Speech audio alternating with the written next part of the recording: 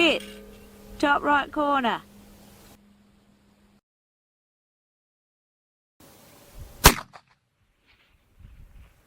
Hit. Middle center plate. Oh, awesome.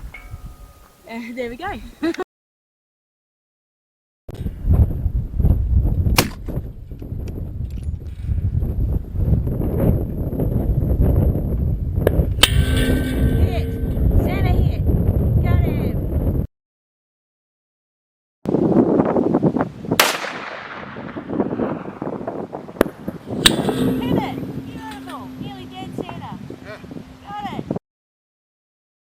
Ready.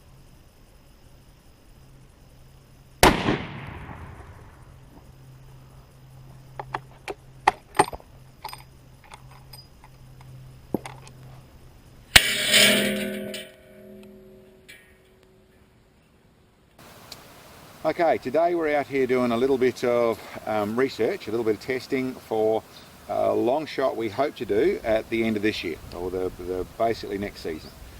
We're moving into winter now, so wet ground, we're not going to get what we want to do, but we're moving into going past the 4K mark. Now, whether that's 5,000 yards or 5,000 metres or 3 miles or whatever that is, we'll really make that decision as we get closer. But it's going to be out in that neck of the woods. We're going to use our 375 Gibbs.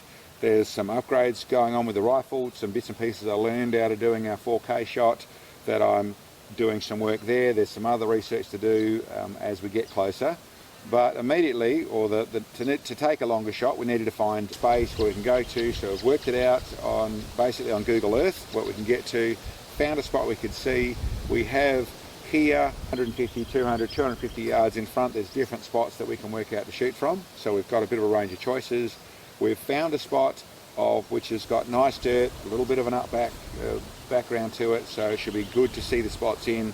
It is not cropped, but it is still going to need the dry conditions of the end of the moving into summertime. And what we wanted to test today was a couple of things. Another target system for you able to see it, which is a light that a viewer actually sent to us, which we're going to set up and test and see if we can see that. We've got our knockdown target we're going to set up there as well, and we're just going to set up Sam here with a couple of scopes. So presuming we're going to use the Night Force scope, we have the one we used last time, which is our Yukon, which has a bit more power but not quite the quality, so that goes up to 100 by, where the other unit only goes up to 70 by.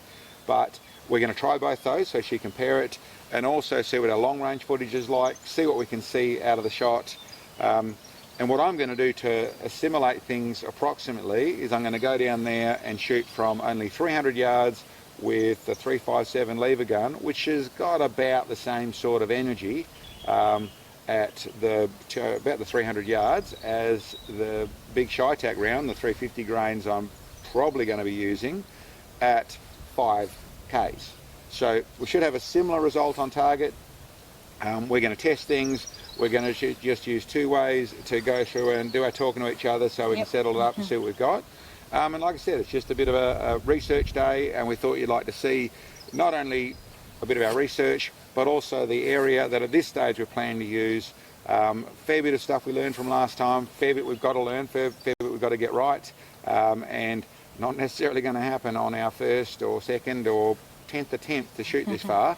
But anyway, this is what we're setting up to see how we go. So anyway, Sam will let us know what she's found out of her scopes. I'll go down and we'll go down and set up targets, and we'll go through that process, and we'll see how we go today. It's quite overcast, but let me see if we can zoom in on the target.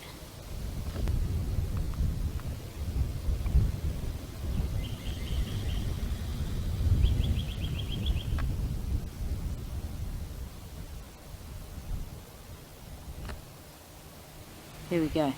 2 24-inch plates at 5,000 plus metres.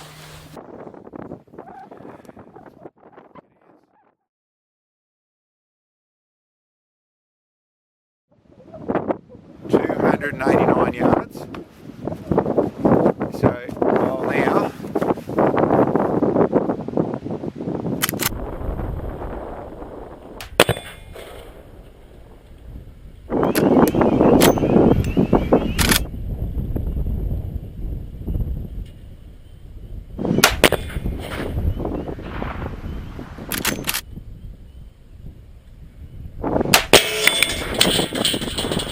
plate down.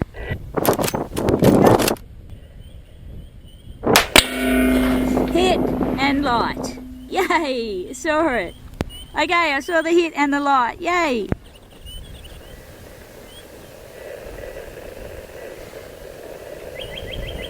Awesome.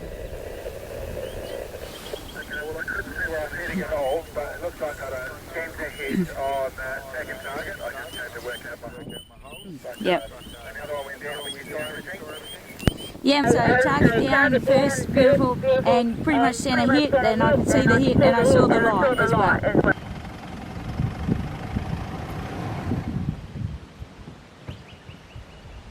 Okay, so you got to see. Got to see, yeah, it was really good. So I got to see everything, the knockdown and the hit on the plate and the light. The Night Force is a bit better, it's a bit sharper than with the Yukon, but you have a look. The long range was struggling a little bit. Nice and clear, isn't it? Yeah, so that's good to know, isn't it? It's quite a good step up. Yeah. It's not bad for El Cheapo, Yeah. this fella, but Yukon is still very good value for money, but the Night Force is just better. Well, I'm not verifying that we're actually going to shoot from here. We might be shooting from 200 yards up there. We might be shooting from, that looks like a fairly nice flat spot over there, but we've got to figure that out. Fair bit of season to go yet, a bit more. We're, like I said, doing some mods to the rifle. This stuff's all tested up, so we've got that going on there. The long range camera we might be stepping up. We aren't shooting in exactly the conditions to actually test the light. We will probably be having the sun going down so we can see our misses nice and clearly, and the vision again will be changed a little bit, but hopefully we're getting similar conditions through the fact we've got fairly overcast, so we haven't got full light on the target and still got good vision there. So I want to thank Will, one of our viewers from the US of A, who sent us that light system to try to make it work. He didn't actually build it, but he's a viewer. He said he got a couple of them. He wanted to send another one over for us to use in this sort of situation. So got that out there. I'll show you a little bit more of a close-up of the system. Works nicely in the way of it was good to see, but we've got a few ideas to make sure we don't miss our hit this time. But anyway, we'll go down to target and you can see exactly what happened. Okay, well you can see why we could see that at 5k's. Yeah, good bit of paint off. So it knocked off a good 4 inches wide piece of paint on that target, so really nice and big. One of the things I found that I did wrong in the 4K shot was I put a brand new target on there so I could get a brand new target with a hit on it, which is all nice in the theory of it. What went wrong with that is when the target's brand new and the paint was brand new, I find it doesn't tend to flake off as much. This target's probably been hit a dozen times, been panel beated a dozen times, been straightened back out. I find as things get older, this is what will actually happen. It knocks off more paint. Now, these are just spray cans. They're just a acrylic or enamel. I think it's an acrylic paint that just sprays on there, nice and simple, so it will come off. I'm not trying to make it last. It's not there to try and make the target not rust. It's there so that it's nice and bright to see, so it reflects any sun, that sort of thing is nice and bright, and it knocks off a reasonable amount of paint. So that's worked really nicely and was quite visible. I should say while I'm doing this is I should verify the range.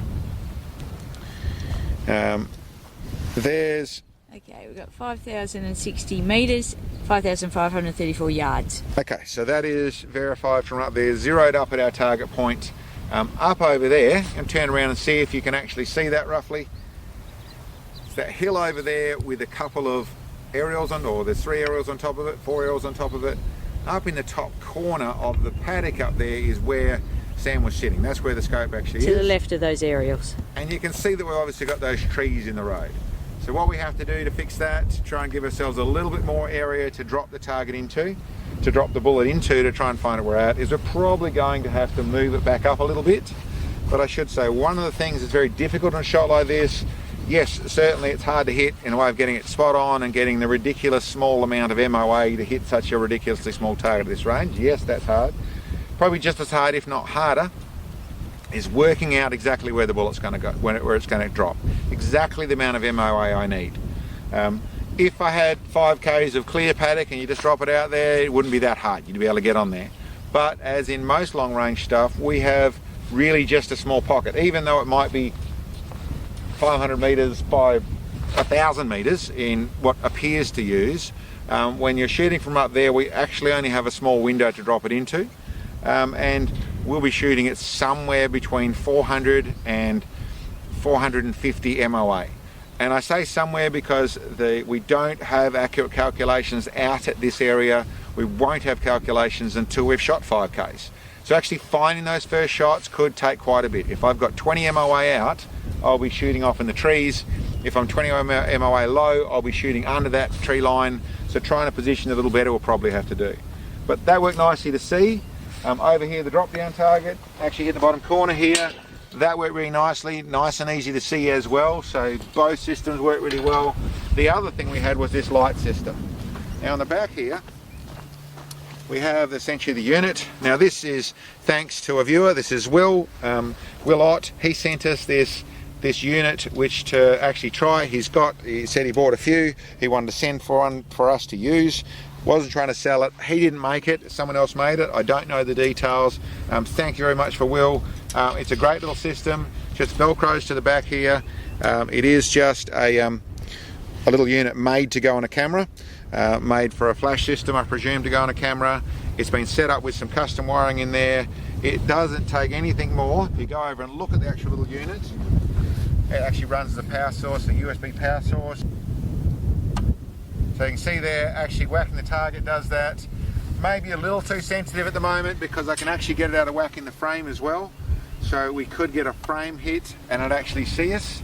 So I don't know if I can desensitize that or what I've got to do, but it still gives us a real clue as to what's going on, and there's no doubt places we can use that. I'm still uncertain as to which one I want to use with all the different systems. We've obviously got the trail cam that we can use to send photos. We've got a few different systems. I'm making up my mind on that score, but yeah, all working really nicely. Thanks again, Will, for sending this over. That's going to work nicely for, if it's not for this shot, it's going to work well for other shots. All the systems are working well, and thanks very much for checking us out, guys, and we'll keep you updated with this, and we'll catch you next time.